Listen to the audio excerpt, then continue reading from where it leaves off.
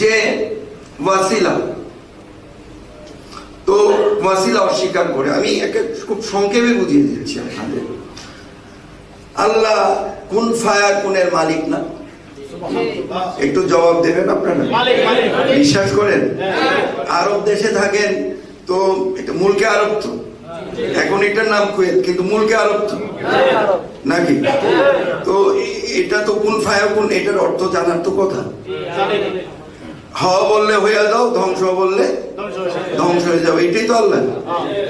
তো লক্ষ্য করে দেখেন, আল্লাহ যদি বলতেন পুরো সৃষ্টি জগতের ইনসান সৃষ্টি হয়ে যাও, হয়ে যেত?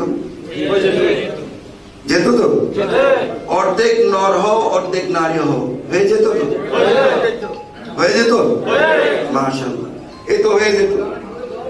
কোরআন শরীফের ৬৬৬৬ খানা আয়াতে কারিমা প্রত্যেকের মগজের ভিতরে ঢুকে যাও, ঢুকে যেত? কি বলেন? আল্লাহ কোন ফায়াকুনের মালিক, ঢুকে যেত না? প্রত্যেকেই ইবাদত বন্দেগী করতো না? কি বলেন? কিন্তু আল্লাহ এই সিস্টেম তো করেন নাই। আল্লাহকে প্রকাশিত হওয়ার জন্য আল্লাহ ১ লক্ষ বা ২,২৪,০০০ পয়গম্বর পাঠিয়েছে। ওনারাই হচ্ছেন ওয়াসিলা। কারো উপরে আসমানি কিতাব এসেছে, কারো উপরে তাখতি কিতাব এসেছে, কথা বুঝতে পেরেছেন?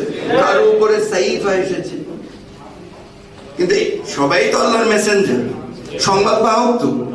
তাহলে লক্ষ্য করে দেখেন, তাহলে প্রত্যেকেই ছিল ওয়াসিলা। সময়ের স্বল্পতার কারণে আমি আপনাদেরকে মানে একটু একটু টাচ করে বুঝিয়ে দিচ্ছি। যদি না বুঝেন আমাকে বলবেন, একবার কেন ১০০ বার বুঝাবো, কিন্তু বুঝতে হবে। দলিল কোরআন সুন্নাহ, কোরআন সুন্নাহর বাইরে আমি কোনো কথা বলি না।